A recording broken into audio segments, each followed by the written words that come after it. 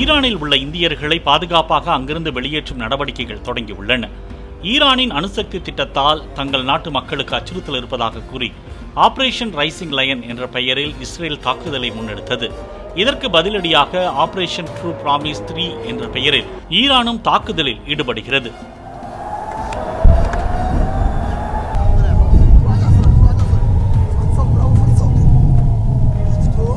இரு நாடுகளுக்கும் இடையிலான மோதல் வலுத்துள்ள நிலையில் ஈரானில் படிக்கும் இந்திய மாணவர்களை பாதுகாப்பாக வெளியேற்ற உதவுமாறு அந்நாட்டிடம் மத்திய அரசு கேட்டுக்கொண்டது.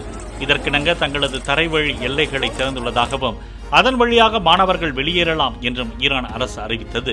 இந்நிலையில் ஈரானிலிருந்து இந்தியர்களை வெளியேற்றும் பணிகளை தொடங்கிய மத்திய அரசு அர்மீனியா வழியாக மீட்கும் பணிகளில் ஈடுபட்டுள்ளது. அங்கிருந்து அவர்கள் டெல்லிக்கு திரும்புவார்கள் என தகவல் வெளியாகியுள்ளது. இதனிடையே டெஹ்ரானில் உள்ள இந்திய மாணவர்கள் பாதுகாப்பாக வெளியேற்றப்பட்டதாக வெளியுறவு அமைச்சகம் அறிவித்துள்ளது.